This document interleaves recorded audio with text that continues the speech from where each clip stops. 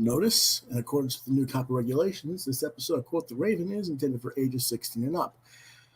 While some of the content we will feature is kid-friendly, the context of the episode is to address adults and inform them of said content for them to research as consumers in service of their youth, in other words, parents, grandparents, aunts, uncles, teachers, librarians, etc. There is the possibility of adult language present on the episode as well, rated TV 16 and up. Welcome once again to another edition of Quoth the Raven, Lewis Bright Raven. I'm your host, Lewis Bright Raven, 29-year veteran writer, illustrator, and editor of science fiction, fantasy, horror, and comics, and role-playing games.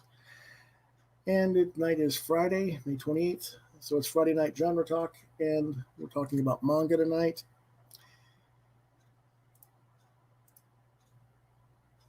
But before we get into too much, don't know who's all here with me tonight. Say hello to who if you're around.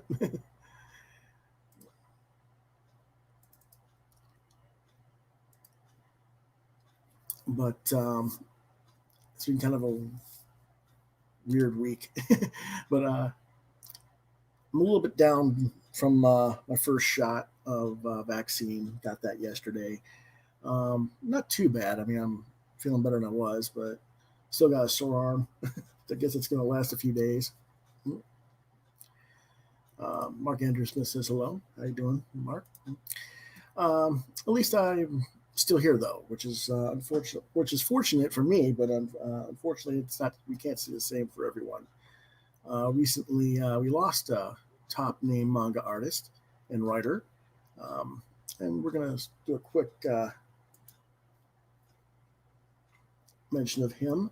Kentaro Miura. He passed away recently, a few weeks back, of a heart disorder at the age of 54. He created Berserk. He did create other shorter manga series, but Berserk was the one that he's best known for.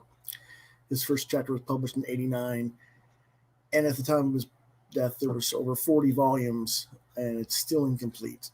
It is one of the best-selling manga of all time, and English translation is one of the rare graphic novels to make the bestseller list in both bookstores and comic stores in the U.S.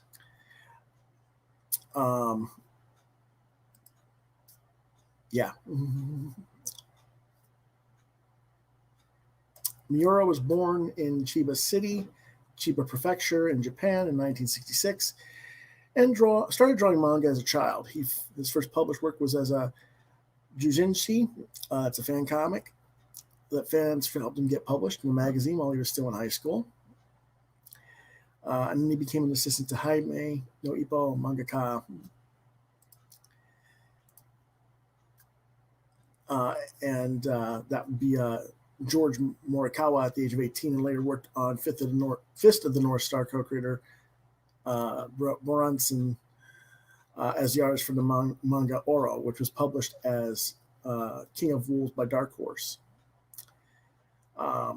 In '88, while he was still working on King of Wolves, he created the 48-page prototype of Berserk that would later be published, and began serialization in '89.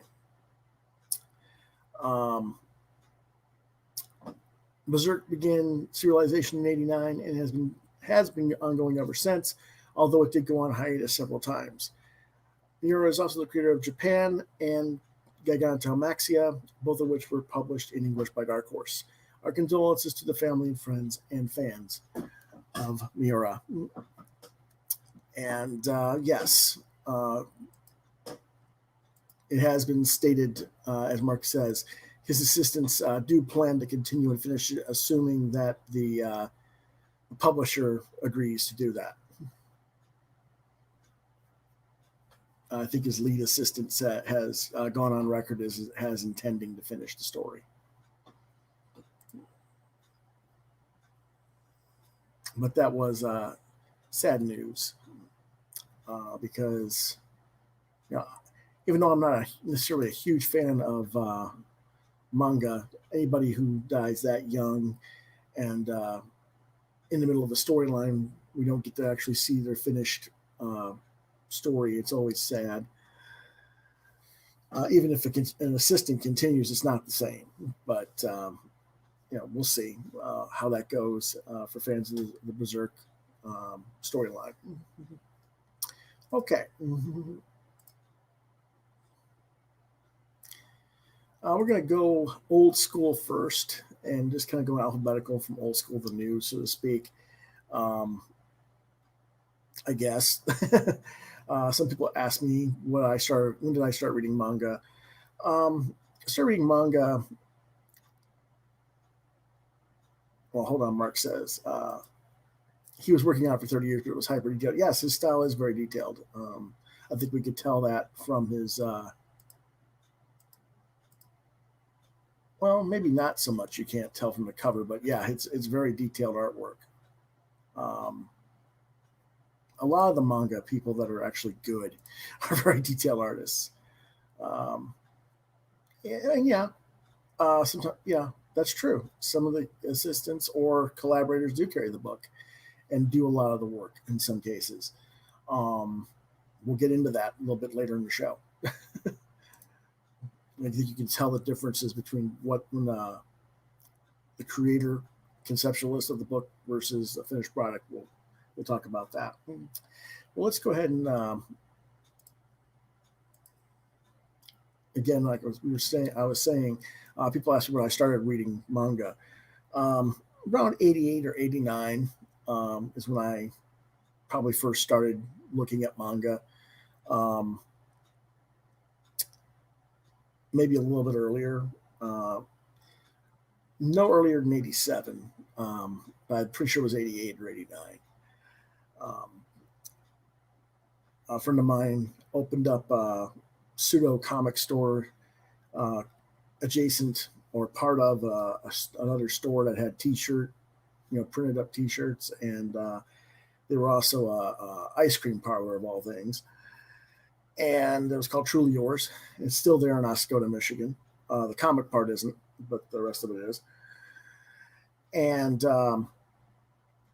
the kid that ran it was the same age as me, and he ordered some of the Eclipse comics. So I got to see books like Area 88 and Appleseed, which is what I started with. So let's get into that. And Pop Culture says he's got family visiting right now, so he'll watch the show later. Okay, no problem. Have fun, Pop.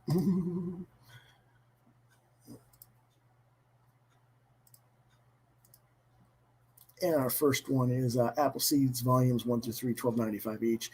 This is the 1990s edition. There is a 2007 edition that is currently available in digital from Dark Horse, and you might be able to find it in print as well. This is the Dark Horse version, but it's kind of like reprinting the Eclipse version. Connected, they were like a joint publication at the time in 91. From the Appleseeds that were being published by Eclipse in 88, I believe. I got the original 88 one, and then I got the collections. So what it's about. Actually, the creator is Shiro Masamune, or Masamune Shiro. I always get the names mixed up. Which is it, Mark? Is it Shiro Masamune or is it Masamune Shiro?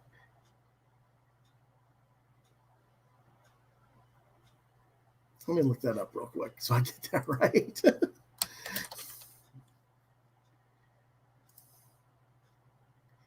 It's supposed to be Masamune Shiro, I guess. Okay. I had mixed up. It's Masamune Shiro, and the genre is science fiction. What it's about: World War III is over, and nomad soldier Dunning Nute and her cyborg partner Briarios struggle to survive in the abandoned cities and demilitarized zones of the post-war wasteland, the bad side. Matters appear on the upswing, however, when they are found and brought to Olympus, an urban utopia and centerpiece for the reconstruction of civilization. Dunan and Bry join the Olympus police, a force that seems hardly necessary in such a paradise, but, like in most pretty pictures, perfection is an illusion, and Olympus's peaceful facade hides a dark secret, a violent struggle between human and cyborg that could once again break out in war and could destroy everything. Plunge the war back in genocide. You can't have a perfect society without perfect people, and the only perfect people are the ones you can manufacture. The governing body of Olympus is about to bring paradise crashing down around their ears as they seek to regulate the minds and bodies of the human race, or simply replace them with cyborg substitutes. Dunan and Briareus, still new to the city, find themselves in the unlikely position of having to hold together this house of cards. Their strategy: destroy the old foundation and pray everything stands while new underpinnings are forged. Meanwhile, stalking the ruins of New York City is Artemis, a renegade flesh-eating bioroid that's an enhanced artificial human, carrying data critical to the future of Olympus. The elite E-SWAT is sent in to trank her and bring her in, but when Artemis recovers during transit, the powerful combat bioroid brings down the transport ship and escapes into Olympus. Thus, Dunan and Briareus are dispatched to bring her in, but are they ready for this? And was Artemis's escape really an escape or a plan for the governing bodies to get rid of our duo here for political reasons? There's also book 4 that I never did get the chance to read. All 4 volumes were remastered in 2007 by Dark Horse again, and they are available digital downloads at digital.darkhorse.com. I'm not sure how available the printed versions are. I've seen that they're supposed to be available, but that is 12, 14 years ago. Who knows what their actually availability is. With that said, these are my thoughts based on the versions that I have, which are the ones that were made in the 90s. It's always been one of my favorite manga series. Dwinnen is a badass, but clearly feminine. And by that, I don't mean just sexy. Just legitimate, physically knows how to fight, knows how to do things, self-reliant, just, a well-rounded, attractive, self-efficient person, which was and is sort of a rarity in manga and comics. A lot of times the women are just drawn to be there. They're not there for any real characterization, unfortunately. This is particularly common in a lot of manga, which is why I can't think of his name. Jerry Conway recently made some kind of off-color remarks about manga and got busted for it. Which, of course, I think he was talking more or less what he was familiar with, and he's not wrong, but it's not inclusive of the whole anymore. Anyway, Briareus has always been one of my favorite cyborg designs, and at the same time, I've always kind of felt sorry for the couple.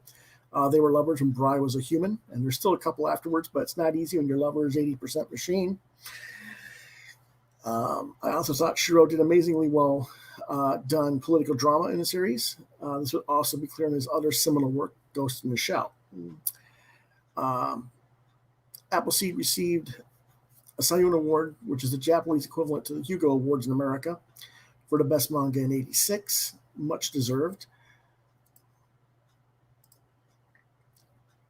And while I do think that Ghost in the Shell is yet even more nuanced and keeps the romance out of the relationships between the characters, I don't think that he could have done Ghost in the Shell without having done this project first and explored those relationships between humans and cyborgs with Duana and Bri. I think his exploration of their relationship led him to think about a lot of different elements about individual self versus the machine. And it's not exactly a shock that he made the Major a woman in Ghost in the Shell. The Major in Ghost in the Shell is much more mature, but she's a more disconnected version of Dwinnen. One that chooses to separate her emotional human side from the outside world. I think that was something Shiro wanted to explore based on the fact that Dwinnen's relationship to Briareus prevented him from doing that with the character in Appleseed. So I think this book, while it was on its own merits successful and very powerful work in its own right, I think that it laid the groundwork for what people really think is Shiro's best work in Ghost in the Shell.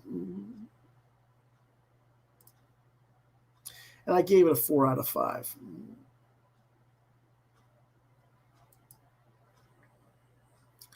Another early work that I read in that time was Area 88.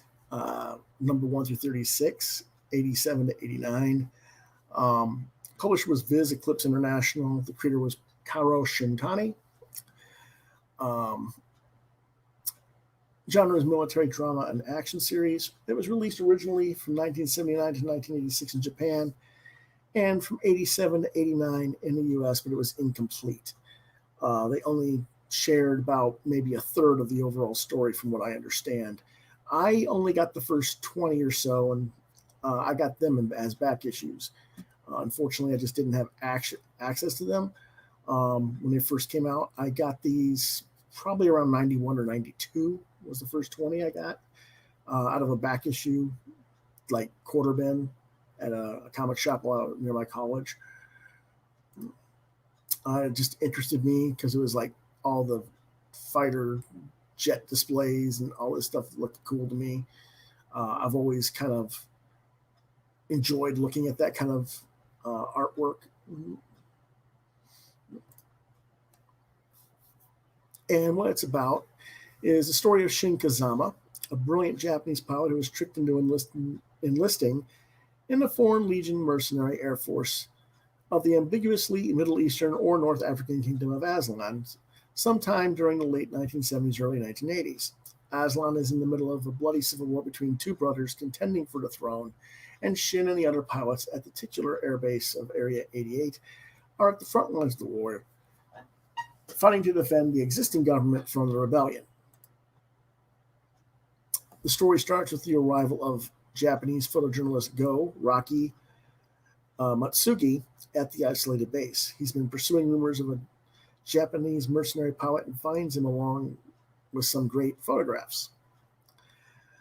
Shin's story is told as he remembers how he came to be trapped in this hell on earth. Shin and his childhood best friend Satoru Kanzaki were trainee pilots for Yamato Airlines, and both of them seem to be headed for premier level positions in the company.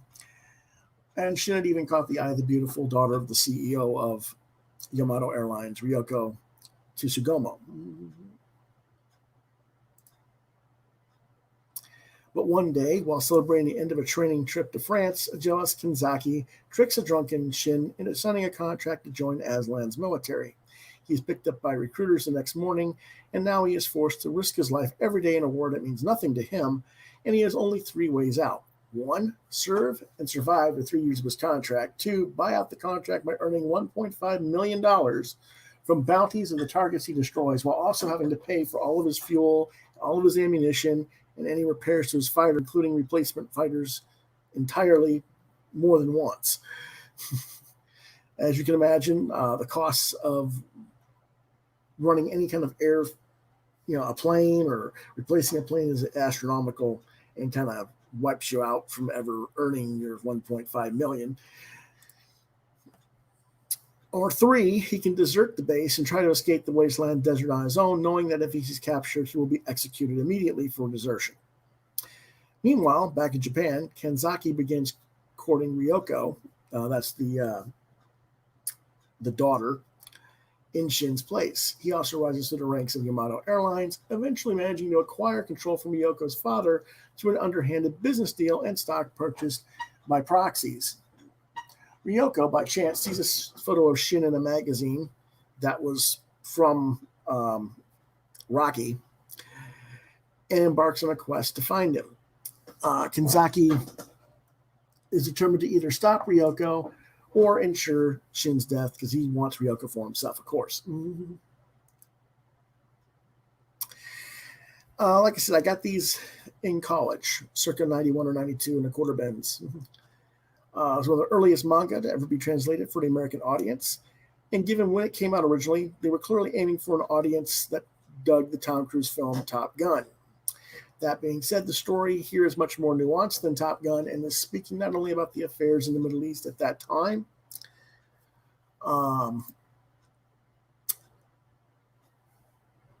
it's speaking about the societal mess on a global scale that was both the Korean and Vietnam conflicts as well. It's fairly evident that Shintani was anti-war, as he constantly introduced new characters in the books who he would then turn right around and almost immediately kill them off in fighter combat in the skies to give you this sense of dread and despair for the lead, Shin, as we keep expecting him to eventually get shot down or killed. Unfortunately, as I said, this series has never been concluded in English. I don't understand the whys of that. To my understanding, it's only been translated about 25 to 30% of the story. Supposedly, it was continued in An America magazine, but I've never seen it, and it still wasn't concluded in there. I can't believe it has not been collected by Viz or Dark Horse properly and complete by now.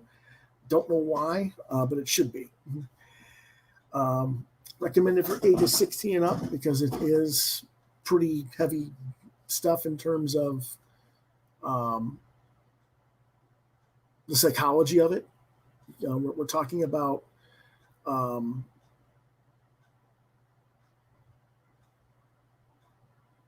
I guess the best way to put it, and Mark can speak on this a little bit because he's served overseas as a English as a second language instructor on military installations overseas.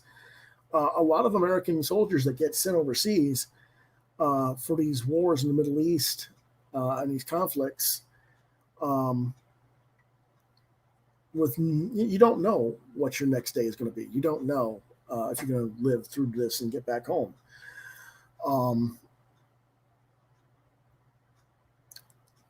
I kind of got that from this, and I think it kind of drove home a point for me because my father hated this because he was a Vietnam veteran, is a Vietnam veteran.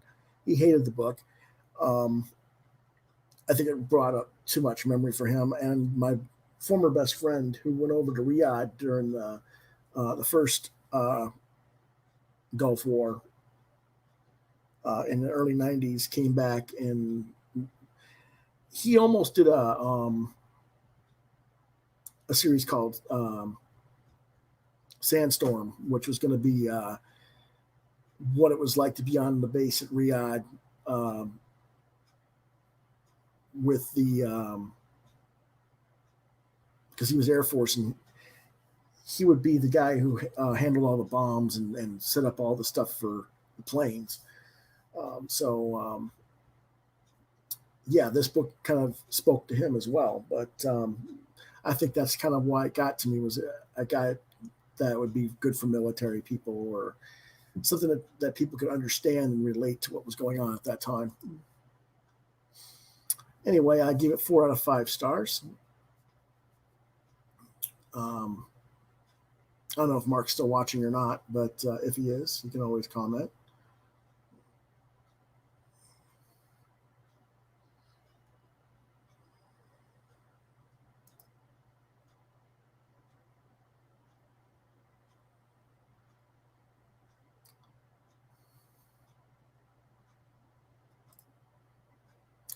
In the meantime,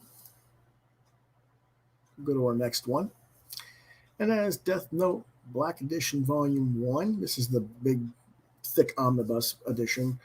Originally published by Shonen Jump and Viz. It's $14.99.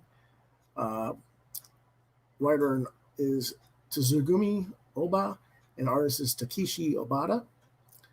The genre is supernatural horror, and was released originally in December 2010. What it's about.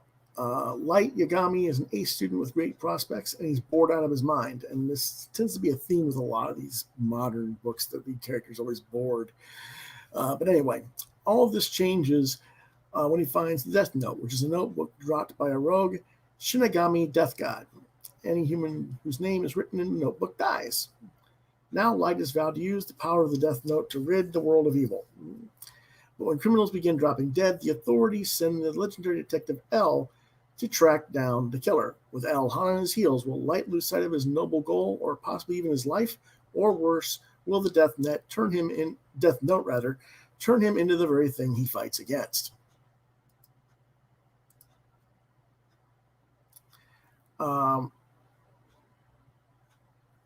Please note that this does contain the first 2 volumes of the original Death Note printing. My thoughts.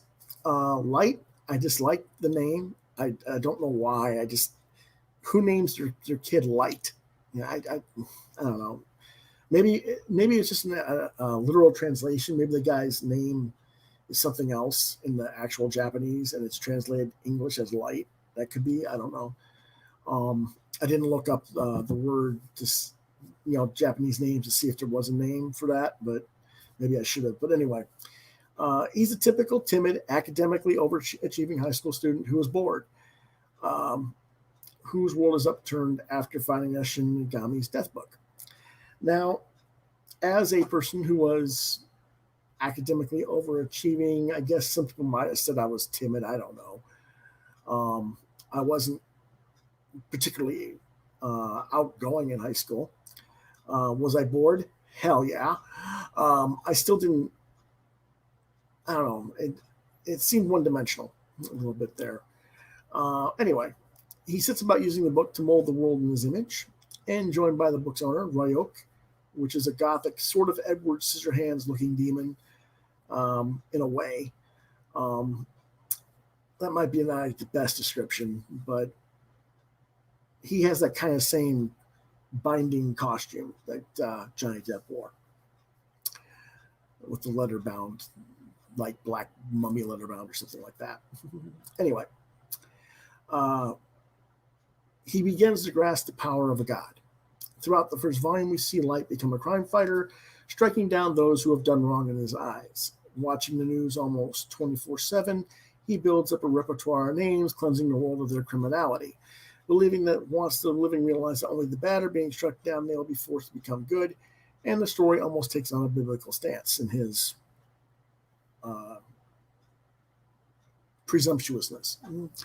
How often is religion used to make those act in order to avoid hell? That's what the world is. That's what this character is basically seeking to create, is a world where people are basically afraid to do bad. Of course, what is bad, what is good, and of course, just because someone is arrested for a crime, are they guilty of the crime? Did they actually do the crime? Was there circumstances that predicated that action where they had no choice? Was it preservation of others, of innocence, other things that could have been reasons why this criminal activity was taking place. There's no real notice of whether or not Light knows or cares about these sides of perception, which is kind of makes him a little bit more of a dangerous threat in his own right. The story has had metaphorical similarity to the Holocaust. During this period of our history, distance killing was created when psychologists realized that if people were removed from the act of committing the murder themselves, they would find it easier to accept. Thus, the gas chambers were invented that would execute people by the hundreds at the push of a button, with the perpetrator never having to truly get their hands dirty. Would Light kill everyone with his own hands if he had to get rid of these criminals, thus effectively becoming one of the criminals himself, or would his morals stop him? And if it stops him from taking the act himself, then why make death wish in the book? It's kind of a weird dichotomy. How good or bad is Light really? And that's the power he holds. And while his intentions are quote unquote good, they are not uncorrupted or unnoticed by others. Realizing that these murders are committed on a mass scale, Interpol begins to investigate. After hiring their best person for a job, an unknown identity simply referred to as L, they begin to track down Light. L's methods are brilliant, and without spoiling them, the ingenuity he shows really allows you to side behind the mysterious pseudonym of L, rather than with Light. L acts as a prototype for a real-world internet group, Anonymous. Seeking neither fame nor glory, the investigator merely seeks to solve the unsolvable, a modern-day Sherlock Holmes that becomes enthralling to watch as we journey throughout the story. In many ways, you're sort of rooting for Light, but you're also rooting for L. As Light knows neither L's face nor name, Light is powerless to stop L. This really heightens the tension, knowing that one person who could end the chaos is also untouchable for our protagonist and makes for a thrilling first volume. All the while, the demon Ryuk brings his own chaotic spin to the story. Clearly, he's manipulating light into corruption. But what is Ryuk's agenda? Just to alleviate his own boredom, which is something he has in common with light, or is he really more devious than this? Perhaps corrupting light is more unique of a challenge to corrupt, and maybe even light's soul is more important, and I put that in quotations, in the overall scheme of the universe. I think there are hints of that as the other Shinigami mock Ryuk, but he ignores them like he's smarter than they are and has a darker, more sinister agenda than what he presents in the story. Ryuk regards light as quote-unquote interesting, specifically due to the latter's experiments and the loopholes in which he discovers regarding Death Note's rules and instructions, occasionally discovering abilities of the notebook that even Ryuk did not know existed. Though he finds light interesting, he does not care whether or not light lives or dies and does not actively assist him in any way. At times, he will withhold important information from light and only assist him when he has something to gain from it himself. As his only purpose in dropping the notebook was because he was bored, most of his actions are primarily motivated by wanting to see something interesting, and he sees Light's use of the Death Note and the ways humans react to it as entertainment. It's interesting that the characters have this different level of self-interest throughout. The only one who seems to be selfless is L. He's, like I said, he's just there to read the story or solve the unsolvable for the benefit of humanity. He doesn't really care about themselves per se. Light is about his own kind of locked-in world. Ryuk's the same way. I guess that's why they're relatable to each other. I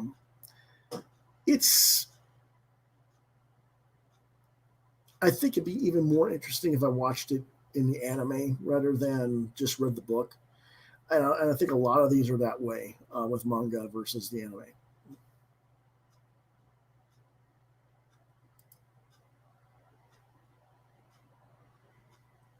Says, I like the premise and character designs and was happy that it was limited. Are we referring to Death Note, or are we referring to the Area 88, or what are we referring to, Mark?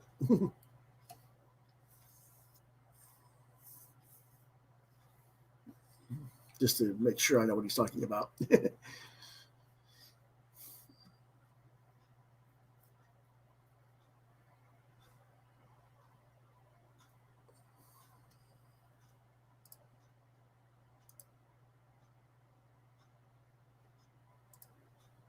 Okay, he's talking about Death Note. Okay, yeah. I get what you're saying there. Overall, I do think Death Note is one of the strongest modern manga titles I've read. I'm sure it will hold its popularity throughout the years to come and will become a legitimate classic alongside works Akira and Ghost in the Shell. Hopefully, along with Appleseed. Appleseed should be up there too. I just didn't put it in there. And I think it will have deserved that status if it does hold that status. Recommended for ages 16 and up. 4.5 stars.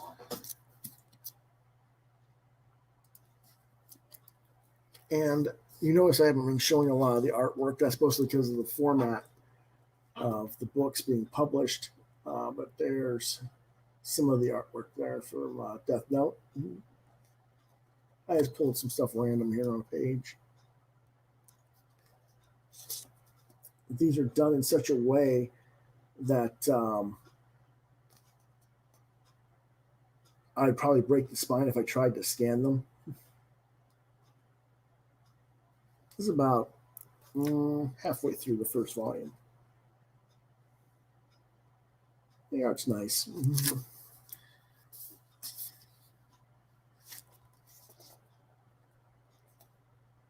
Let me see if I can get to a part where you guys can see Ryuk. Oh, it's right there. Next page. There's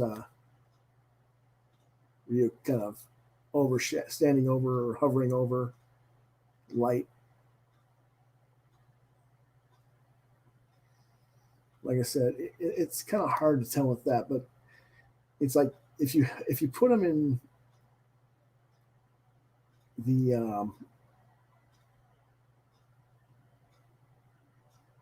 Edward Scissorhands costume, and then throw some feathers over the top of it, and do the kind of Joker face makeup there, you kind of got it there.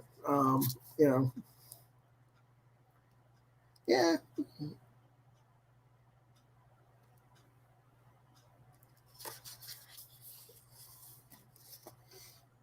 More pages there. So overall, mhm. Yeah, it's a pretty solid design. I have no problem with it. Again, a 4.5 stars for Death Note Black Edition Volume 1, or just in general. Our next book of the night is Demon Slayer Kimetsu no Yaiba, volumes 1 through 3, $9.99 a piece. Publisher is Shonen Jump Viz. Creator is Koyoharu Gitoge. I hope I pronounced that correct. The genre is supernatural coming of age horror. It was originally released in July 2018 in America. What it's about: Tanjiro is a young man of the family,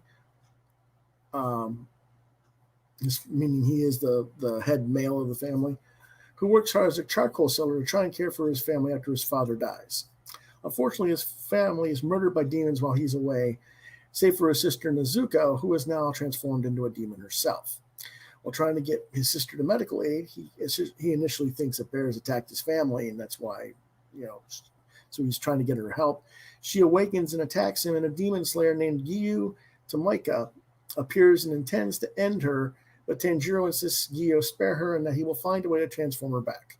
Giyu is unimpressed, but takes Tanjiro under his wing to be trained as a demon slayer. My thought is the story isn't anything to wow you, but it is solid, and the characters are more engaging and interactive. And the world building is much better than some of the other manga I've read recently, which we'll get into in a minute. I do get why this series is so popular. I don't know if it's as great as the hype suggests, but it's certainly an above average series. At least I could read the entire near 600 pages of these. I can't say the same about the other mangas, some of the other mangas I'll be reviewing this episode. It is recommended for ages 12 and up. I might say 14 and up, but they recommend it for 12 and up on the cover. Rating is 3.5 stars.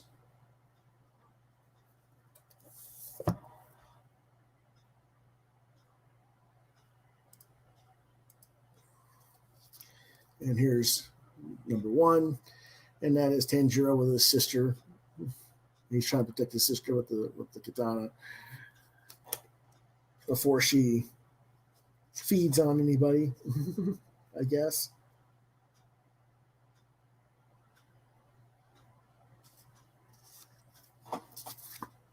This is where he finds the bodies of his family after coming home.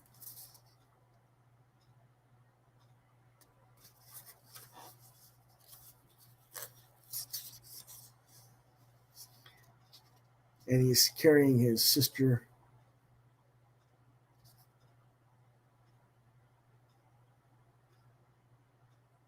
Trying to get her to medical aid when she wakes up and begins to attack him.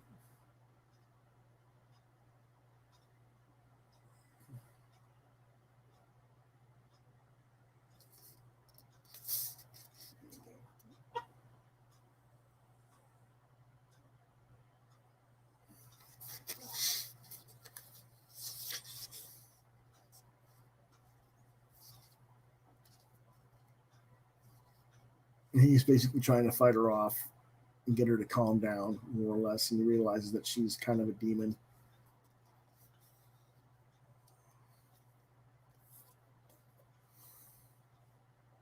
Mark Andrew Smith says, I can't trust a new manga because it will start out with a decent story and then it just becomes a fight book and they milk it for 1 billion issues. We'll get into that in a minute. So the best manga, in my opinion, are finished ones that you know what you're getting into. Um, yeah, I can see what you're saying there. Absolutely. There's a lot of modern manga that just it goes on and on and on, and it's the same thing over and over and over. There's no real uh, elevation of character. There's no elevation of storyline. It's just one fight after another, like you say, and it's just silly. But we'll get into that. um, Again, this is a 3.5 stars for Demon Slayer. I did get through these three first books. Um, Again, I wasn't wowed by it by any means, but it's not bad. The next book is Lone Wolf and Cub Omnibus, Volume 1 from 1999. This is the Dark Horse giant 800-page omnibus edition. The writer is Kazu Koike, and artist is Koseki Kojima. This is a Frank Miller cover. I really wish they had not put anything with Frank Miller associated with this book. Kojima kicks Frank Miller's ass 6 ways from Sunday and twice on Sundays. But anyway, the genre is samurai adventure. It was released originally in Japan in 1970, and this edition was released in 2013. What it's about? Shogunate executioner Ogami Ito is framed as a traitor by the agents of a rival clan. With his wife murdered and an infant son to protect, Ogami chooses the path of the Ronin, the masterless samurai. Known as the Lone Wolf, the Wolf and Cub wander feudal Japan, Ogami's sword for hire, but all roads will lead them to a single destination: vengeance. Vengeance, of course, for being betrayed and having his wife murdered. My thought is this is a masterpiece. Enough said? No? Okay. This series features some of the best executed storytelling in the history of the art form. Not comics, not manga, the art form. Period. You guys are always seeing me talk about and praise Usagi Yojimbo for the quality. This is the same basic concept. The lead character is, forced into being a rogue samurai ronin that just sword for hire, do the best you can type thing. It's just that in this version, it's humans and not funny animals. And the lead is always carrying his infant son around, whereas Usagi doesn't have that burden. The same level of story power, the same level of execution, just different narrative that's pointedly for adults with a much darker story here in Lone Wolf and Cub. Like Usagi, it's timeless. If you've been passing on Usagi because you think the artwork is too cartoony, then get this instead. You will not be disappointed. Ages 16 and up, 5 stars. Hell, give it 6.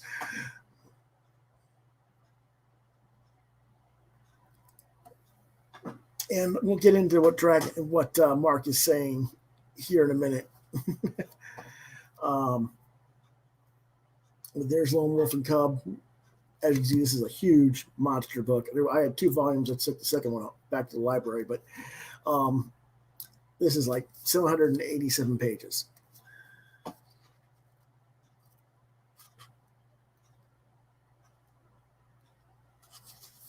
I want to. There we go. Show some of this beautiful artwork by Kojima. Beautiful color shading, or not color shading, but brush shading, tonal shading for grayscale.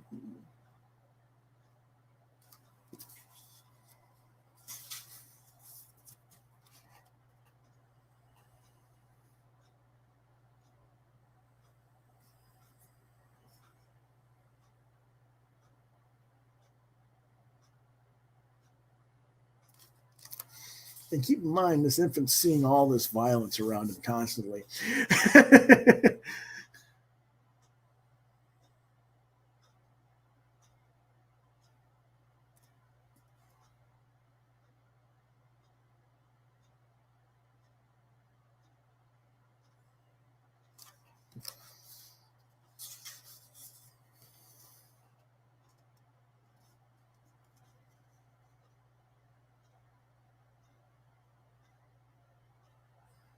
I don't know if you guys can really see the quality of the brushwork um,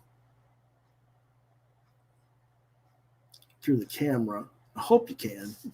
Just all the speed lines and uh, the fade structures that he's put in here to create not just movement, but just the symbolism of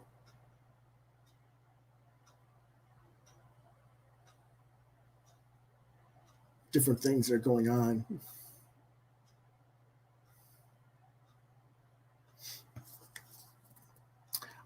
Mark says that Lone Wolf and Cub is also what The Mandalorian is based on for those Star Wars fans, and that is the rumor. Anyway, I don't, I haven't seen Mando, so I can't really say how close this is to Lone Wolf and Cub, but I've heard that before, so I'll take your word for it, Mark. Definitely, if you are a Mandalorian fan, you might want to pick this up as well.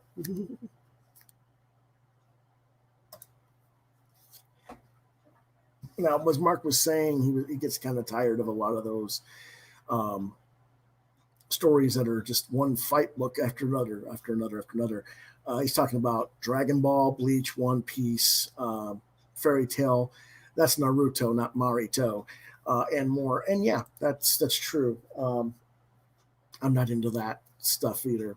We'll get into that in just a little bit with another book that's a good example of that, though. In fact, we'll do it right now.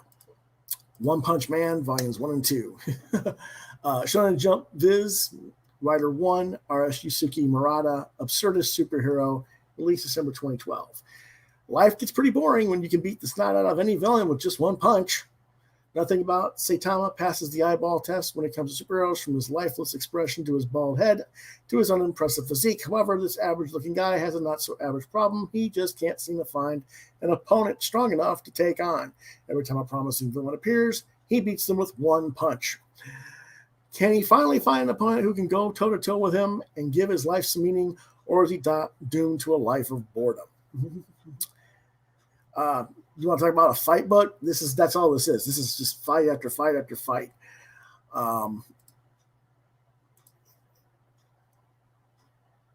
You know, it is an absurdist parody of the superhero genre, but it's not a very good one in my opinion. Saitama drags himself through every dull day in hopes of finding a foe that may withstand his amazing strength. But again, every fight is one punch, the fight's over. So who cares? I don't. The art by Yusuke Murata is exceptional, and he does create some very cool villains. But when I don't give a damn about his indifferent, bored of life lead character, it kills my interest completely. And that's kind of what this book is for me.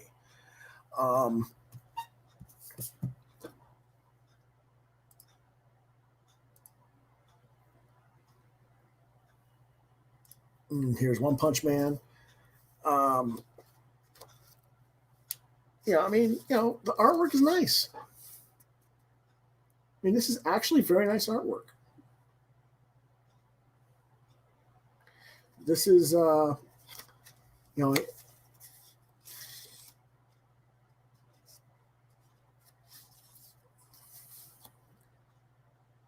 this is probably the redrawn stuff by Uraba then, or Murata rather. Because when we talk about one and his crude art, we'll get to his crude art, as you put it, Mark. He says it started out something crudely drawn, and a better artist took it over. Liked the idea and the character, but didn't get into it. Exactly, you just can't. It's not meant for something that's like, there's not 200 pages of material for this. This is something that's like maybe a 64-page one-shot at the most. And this is like, this has got dozens and dozens of volumes of 200 pages apiece, and it's like, what's the point?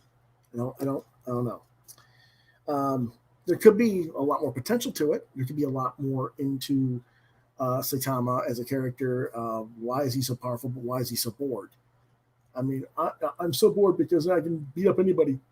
What does that got to do with anything? I don't get it. But anyway, Uh,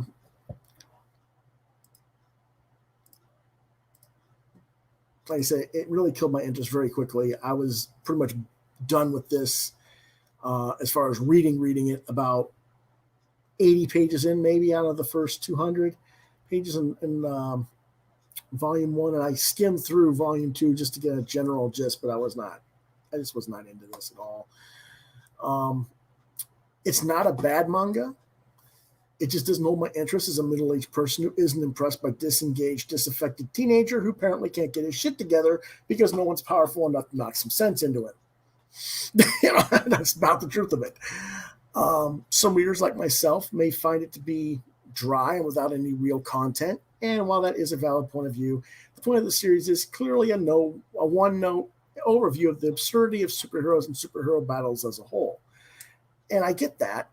But like I said, you can do that very quickly and explain that in a much shorter volume, self-contained. In this thing, it's, just in volume alone, he has 6 fights. Each fight has the same outcome. It gets boring real quick. At least it does for me. Maybe if I were a 12-year-old and just wanted to look at superhuman battles for 200 pages without any real story being told, I'd really dig this. But overall, it's just there. It's supposed to be for ages 13 to 18, I guess. I would think, maybe a 12 or 13-year-old would dig it, but by the time you get to 18, you should be bored as hell with this crap. Anyway, 3 out of 5 stars. It's just a middle-of-the-road comic. I'm being nice here. I'd really like to give it less, but that would be a disservice to Yusaki Murata's art. I can't, but one's writing is nothing. If I was just going by one's writing and what the story is, I'd give it a 2. Our next book is another book by One, Mob Psycho 100, Volume 1, $11.99, publisher Dark Horse. English translation by Kuma Siva Submaranian, which I guess is some sort of weird pseudonym name. I don't know, but that's the credits. That's all I can tell you. It's supernatural, dark black comedy, released October 24th, 2018. What it's about. Do you or someone you know need an exorcist who works real cheap? Regan's your guy. What's the secret to busting ghosts while keeping prices low? Well, first, it's because he's a fraud. And second, because he pays the guy who's the actual psychic, his student assistant Shigeo, less than minimum wage. Shigeo is an awkward but kind boy whose urge to help others and get along with them is bound up with the mental safety locks he's placed on his own emotions.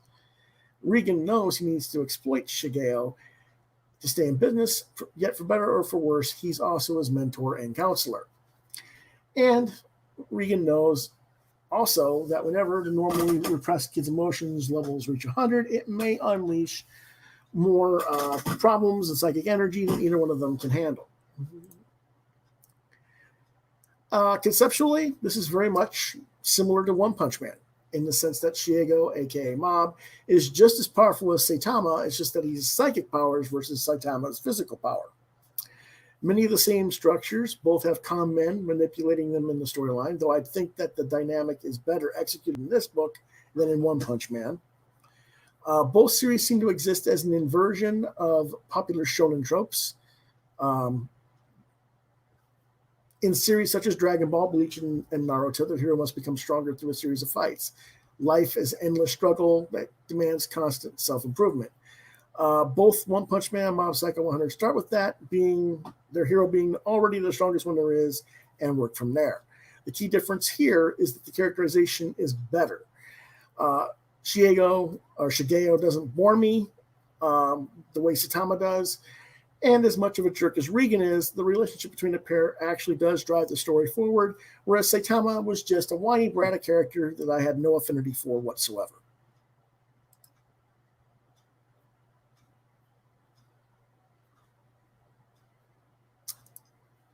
Mark Indersmith says that the translator's name for Mob Psycho sounds like an Indian or Thai last name.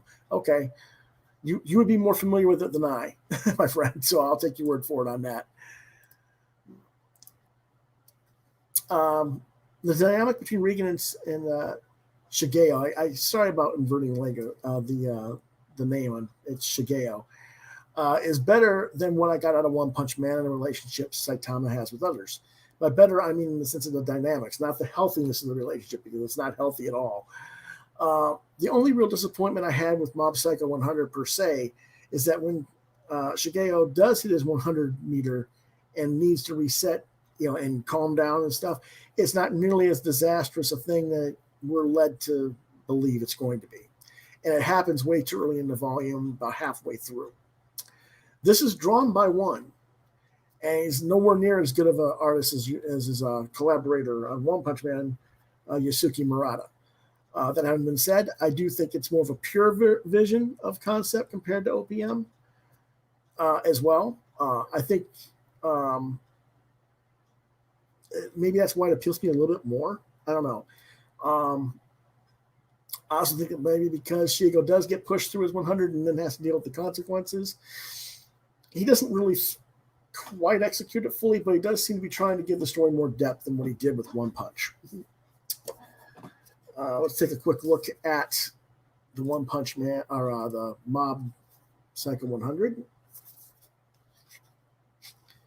Again, the art is so much lesser than Murata's in terms of the style, but it's there. It's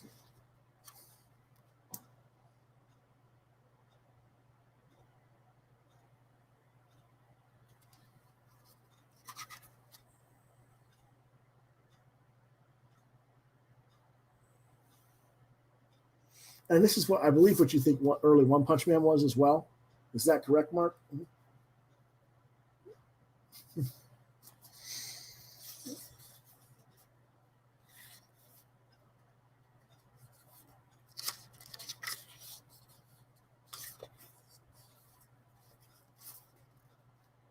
Again, I wouldn't necessarily say the artwork is the best on this comparatively. Obviously, Murata is the better artist overall. But in terms of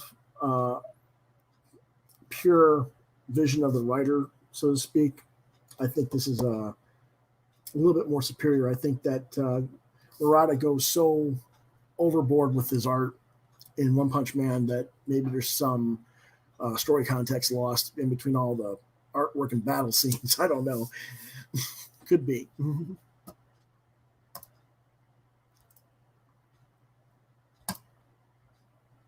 I did give whoops. Sorry about that. Where are we at here?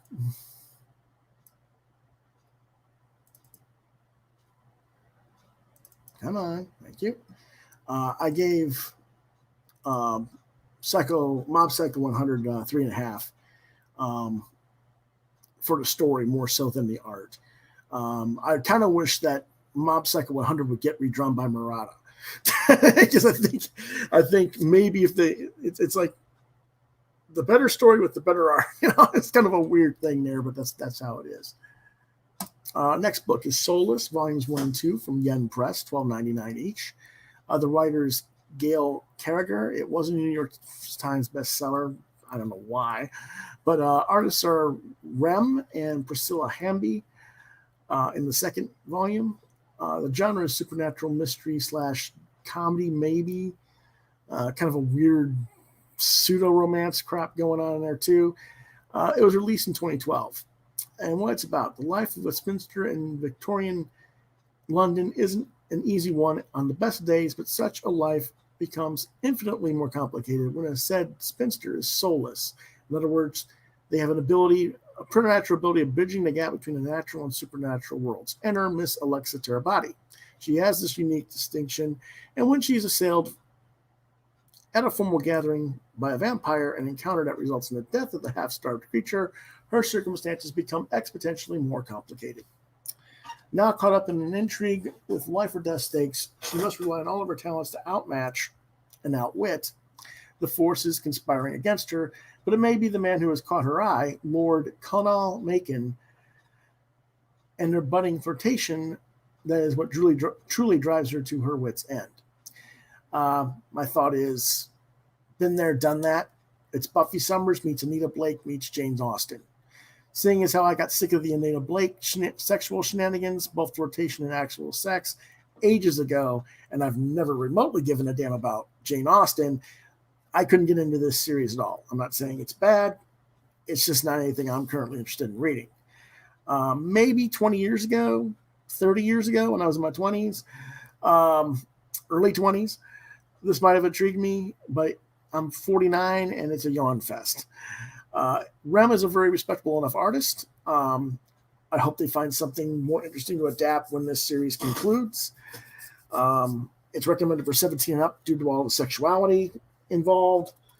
And frankly, this is written as a prose series. I think the prose series is probably better than the manga. But I give it 3 out of 5. It's just middle of the road stuff. I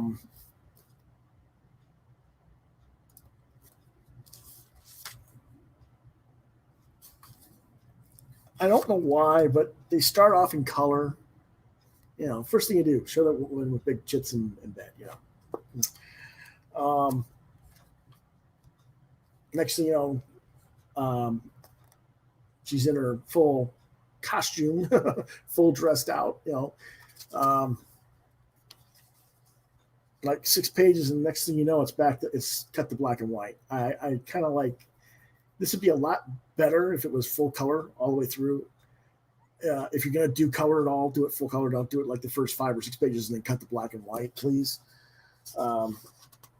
It's just kind of, I don't know, that just kind of insults me a little bit.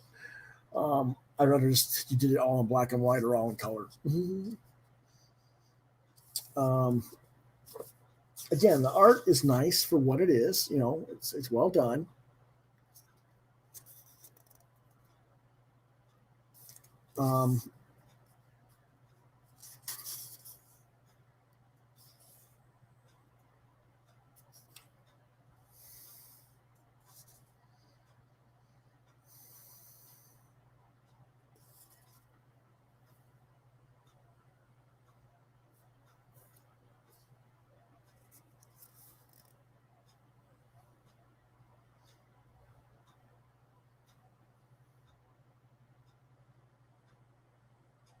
She got mad at the guy, started thwacking him with her umbrella or parasol, and he grabs it, tosses it aside, is going to hit her, and the guy steps in front and takes the shot.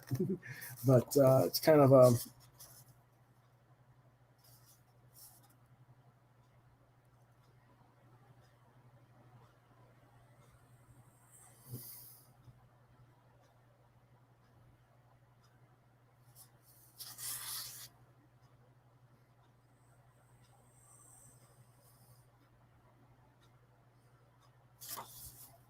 and it turns out they're kind of like werewolves and the pack, you know, the fight type stuff. And again, like I said, that's all the whole Anita Blake thing with vampires and werewolves and who's in charge of what or who. And I just kind of, I'm done with that.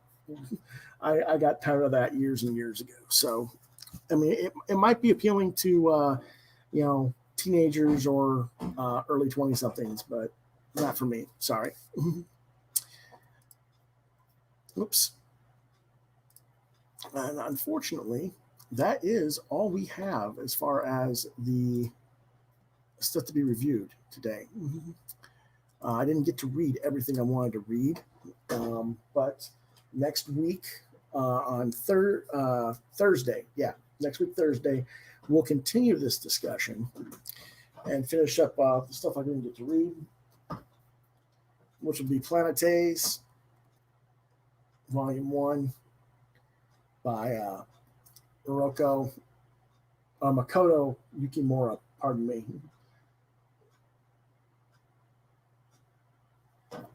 Reviewing that. The Rough Guide to Manga.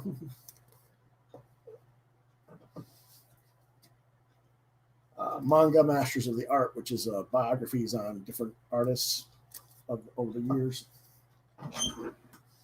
And then an American one called Reggie 12 by Brian Ralph. Now, you might say, well, gee, that's a lot of stuff you hadn't read. Well, keep in mind, some of these omnibuses are 300 to 800 pages in length. And I read all this stuff in the last week, so it's pretty much brain fry after a while. But yeah, that's what we'll do next week on Thursday as part of our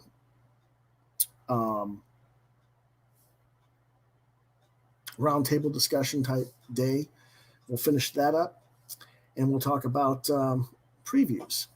I got previews this week, and we'll talk about different things that I saw in previews that might be worthy of your attention to order.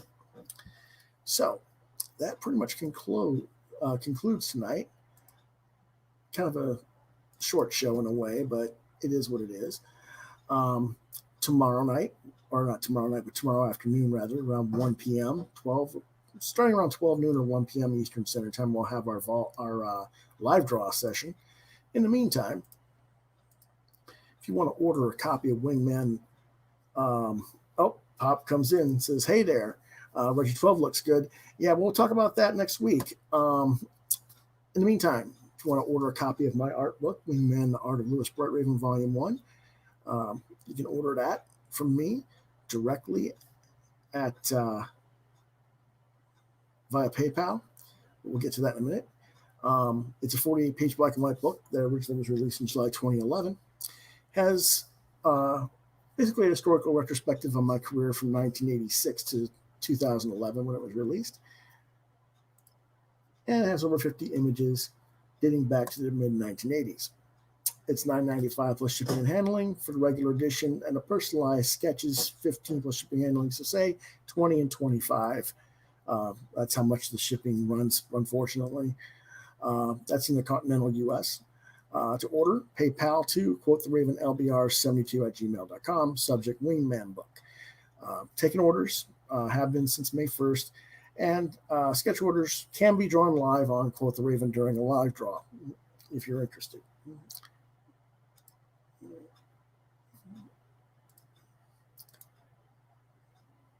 If you want to reach me, you can reach me at lewis.brightraven on Facebook, at lewisbrightwave2 on Twitter. deviantart.com/brightraven is where you can find a good portion of my more recent art. You're watching Quoth the Raven, Lewis Bright Raven on YouTube. You can email me at quoththeravenlbr72@gmail.com with questions or requests or stuff like that. If I don't answer there, try lewisbrightraven@yahoo.com. Monday, we'll be back, the regular week schedule. Monday, comics, news, and reviews. Wednesday, what did you get this week? Thursdays at 9 p.m. will be our roundtable talk. Usually I have a guest or I have a topical talk.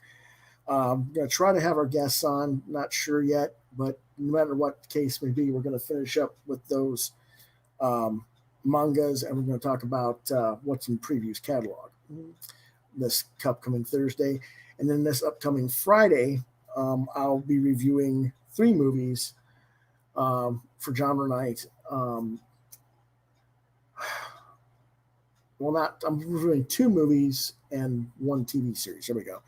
I'll be reviewing the DC Universe Doom Patrol Season 2.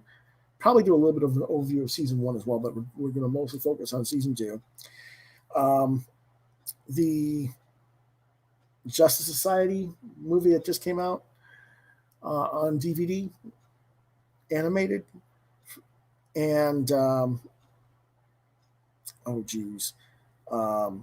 think it's called Fast Color, if I'm not mistaken. Let me see real quick if I can find the video.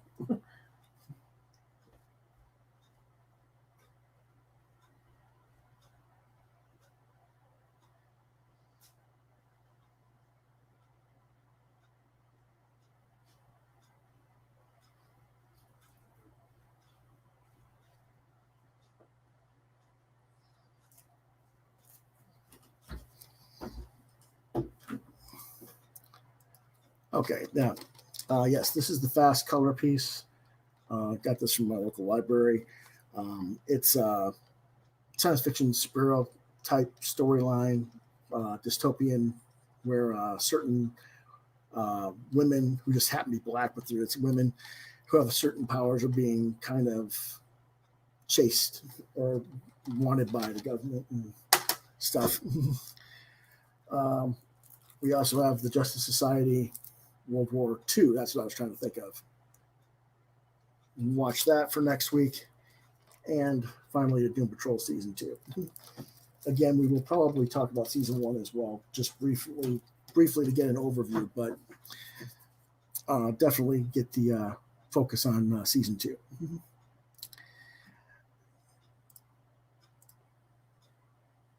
And then live draws, Saturdays. And again, tomorrow I'll be on starting around noon or 1 p.m. And we'll probably go until about 5 p.m. And just before I head on that, question for people. Tomorrow I'll be drawing Batgirl.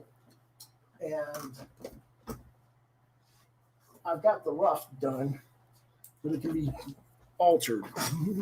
Here's the rough. I don't know if you guys can see the blue on it. It's kind of the classic 70s type version of her.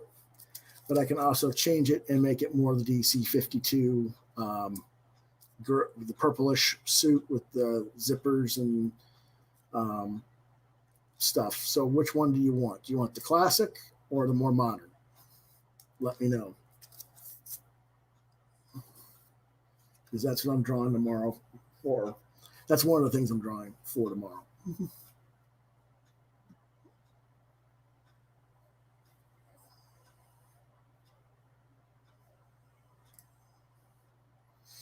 Let me know if you want to see tomorrow, Pop, or anybody who's in watching before I head out.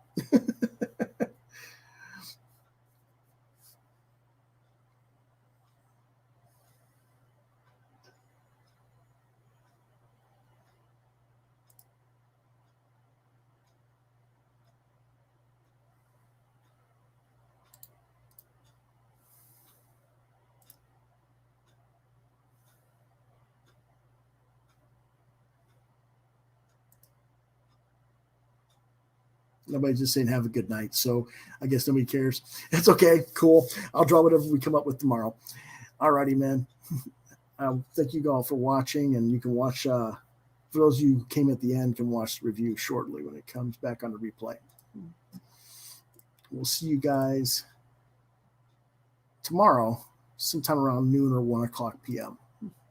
Eastern Standard Time. In the meantime, have a good night, everyone.